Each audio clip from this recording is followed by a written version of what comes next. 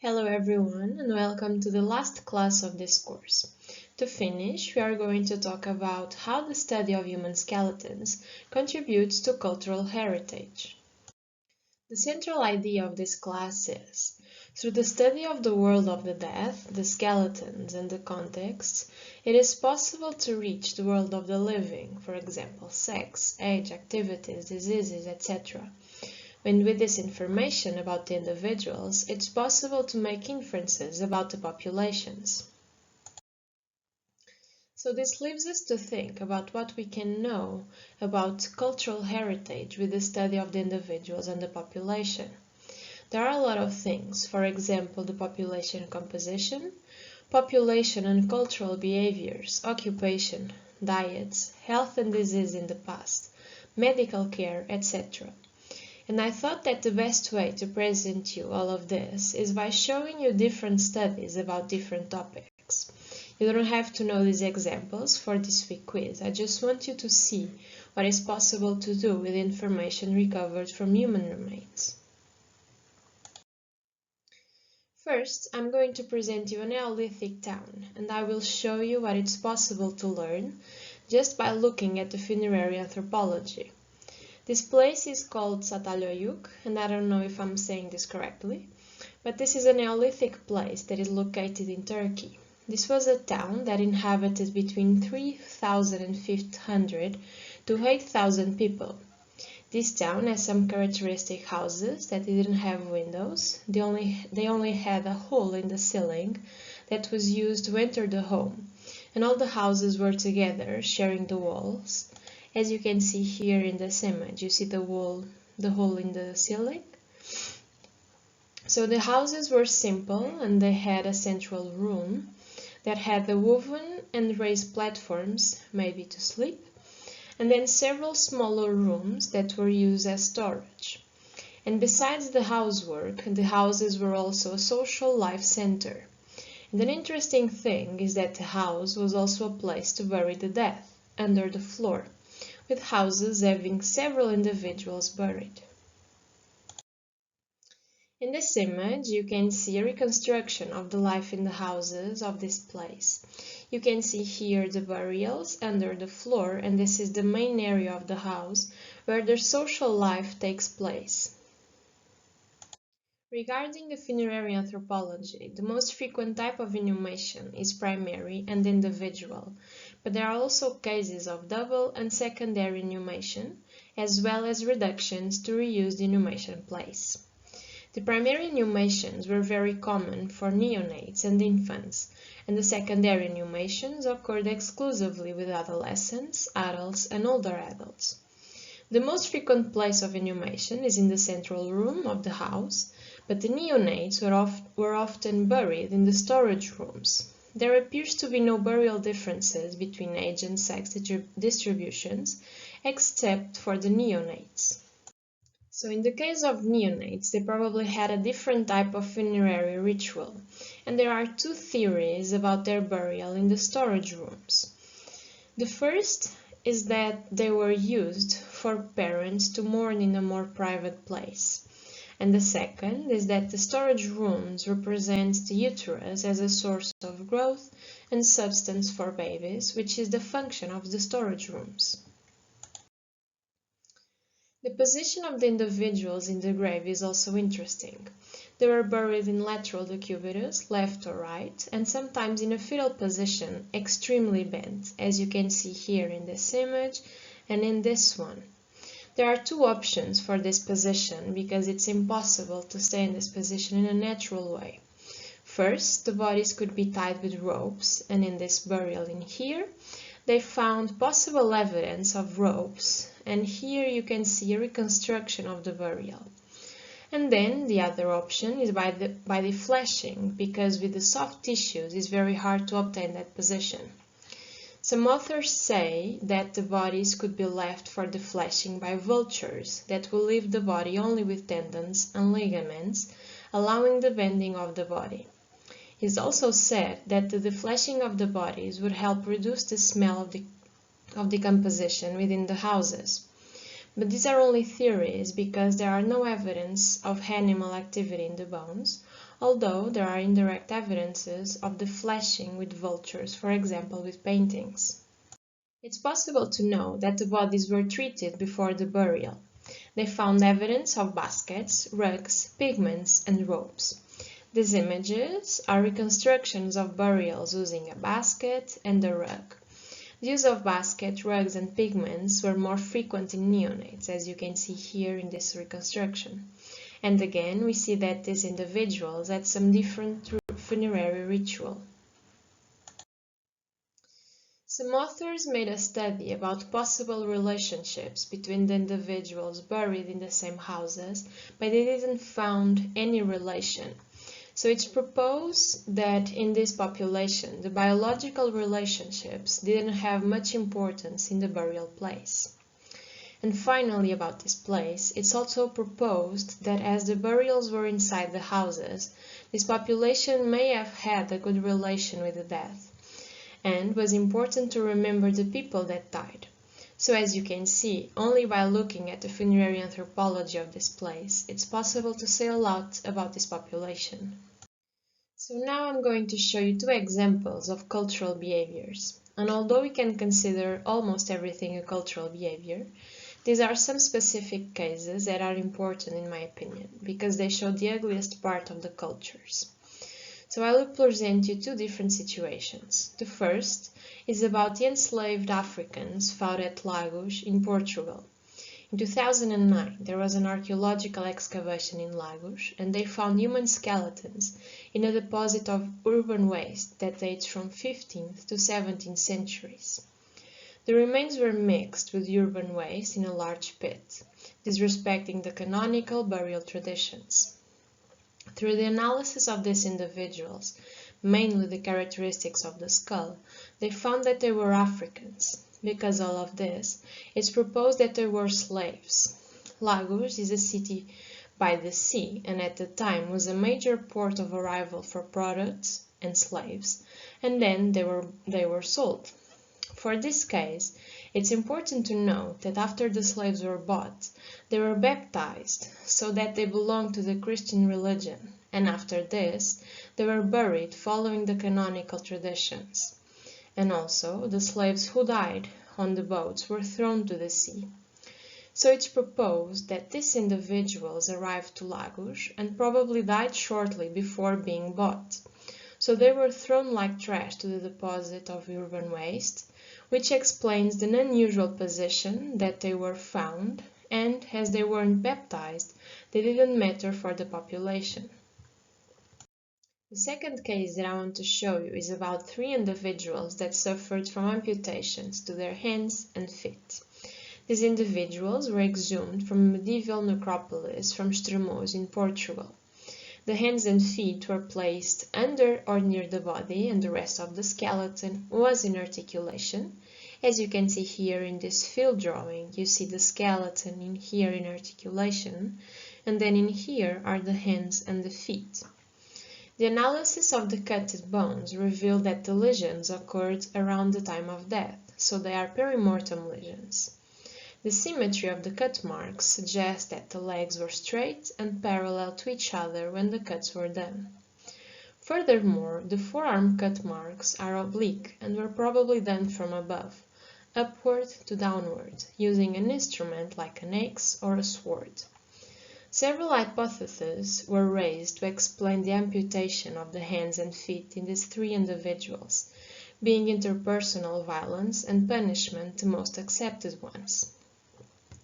At the time, amputations were a way of legal punishment.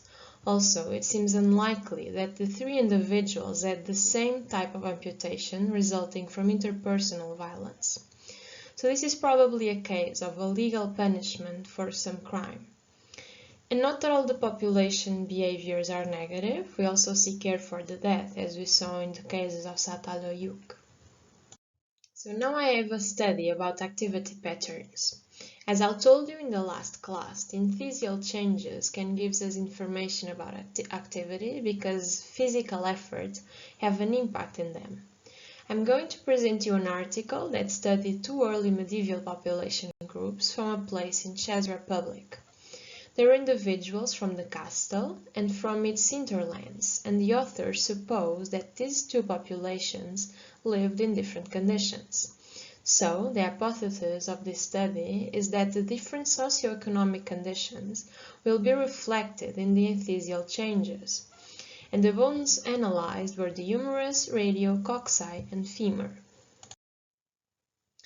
They verified that the individuals from the hinterland had a higher prevalence of enthesial changes, especially in the upper extremities. And how is this explained? The population from the castle was predominantly of individuals of higher social status, like nobles, clergy, and warriors.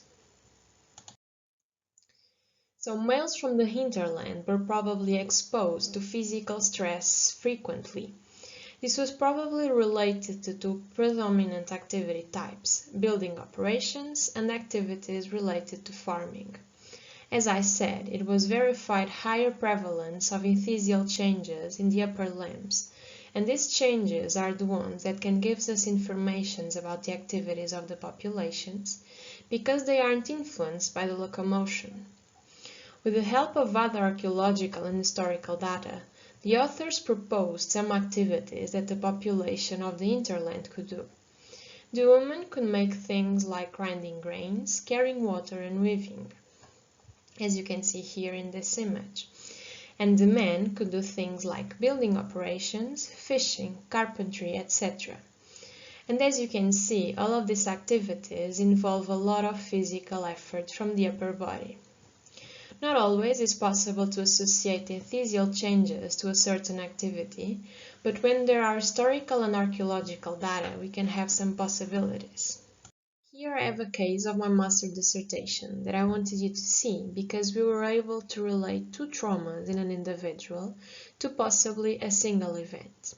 So we found a young adult male from a cemetery associated with a military hospital with two antemortem fractures. A transverse fracture in the sacrum, that you can see here the fracture line, and a compression fracture in the lumbar vertebra, and this is the lumbar vertebra, and you see that it has a wedge form. So this type of fracture in the sacrum is very rare in young individuals. They often are associated with older individuals because of diseases like osteoporosis that makes the bone weaker. So to occur this fracture in the sacrum in a young individual, it's need a high intensity trauma such as a fall. And the same goes to the fracture in the vertebra. So what we propose is that both these fractures occurred at the same moment caused by a fall. Also, as this individual was part of the military, we think that maybe this incident could have occurred due to the hard activities that are related to the military environment. Now I have an article that I think reflects a type of disease in the past and also medical care. And it presents us a skull with evidence of medical training for rhinosinusitis and mastoiditis surgery. Rhinosinusitis is the inflammation of the mucosa of the nose and paranasal sinuses, and mastoiditis is inflammation in the mastoid process. They were a big problem in the 20th century, and when the cases were severe, the individuals went through surgery. So this skull in here belonged to a female. And as you can see, it has holes in the frontal, in the maxilla and mastoid process. And these are the places that these surgeries were made. The fact that there are no signs of bone remodeling, the absence of evidence of these diseases in the skull, and the fact that it has several surgical procedures tells us that this is probably a case of morbid anatomy study to practice these surgeries.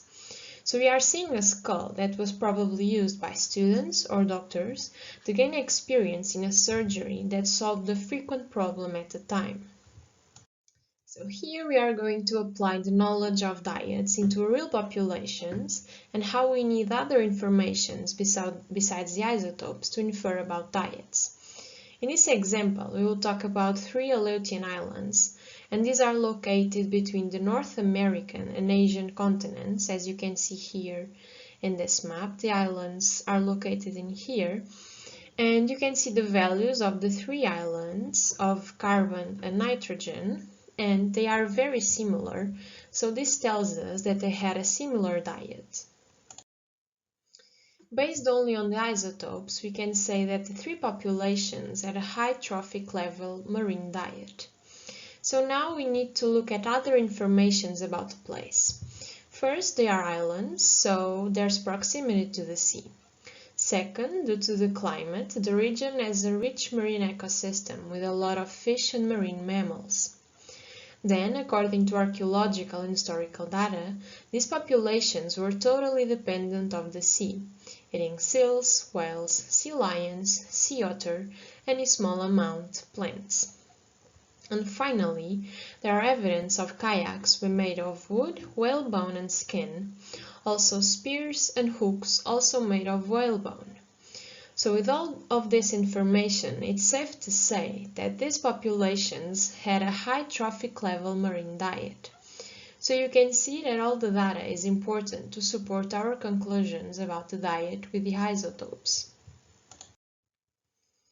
And finally, I will present you a funerary context that I think is very interesting, and I'm talking about mass graves. As I told you in the last class about funerary anthropology, the mass graves are used in mortality crisis. And in this type of context, it's very important the analysis of the biological profile of the individuals and their pathologies so that we can distinguish the crisis that gave them origin. All the examples that I'm going to give you are from Greece, but from different times. So first, I have an example of this mass grave in here, and these individuals were all male with ages between 20 to 30 years old, and most of them had traumas associated to war, and some individuals with arrowheads and spearheads still in the bones. So taking this information into account and the dating of the skeletons, this mass grave was associated to a war that happened at the time. And the second example is in this image here that you can see, and this is also composed only by male individuals between 20 to 40 years old. And as you can see, their hands were tied at the time of death, and some of them showed signs of perimortem trauma to the head that was probably the cause of death. Also, in association with archaeological findings, this mass grave was associated with a massacre. In the last example, we have a mass grave that was composed by males, females, and also children. And as you can see here in this map of the grave, the individuals weren't buried in a specific position, and according to the archaeologists, this shows panic and rush. Also, there are records pointing to the presence of plague at the time. So taking into account all of this, this mass grave was probably associated to an epidemic. As you can see, although we have the same type of grave, by looking at the biological profile of the individuals, their pathologies, and also the archaeological record, sometimes it's possible to associate this mortality crisis with events in the history of the population. And to finish this course, I think it's important to say that yes, the study of human remains gives us information about the groups of people that gave rise to them, as you learn through this course. But to apply this information to reach our cultural heritage is also necessary to work with other areas such as history, archaeology, medicine, biology, etc. So only with everyone's contribution is it possible to reach any conclusion about past populations.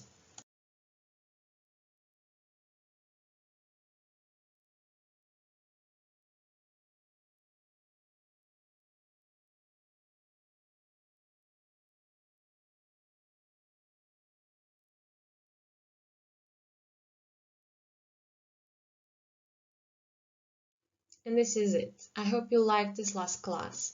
I tried to bring you different situations so that you can have an idea of what it's possible to do with the study of human remains. Overall, I hope you enjoyed the course and that it was useful for you. If you need anything in the future, you can always talk to me. Bye.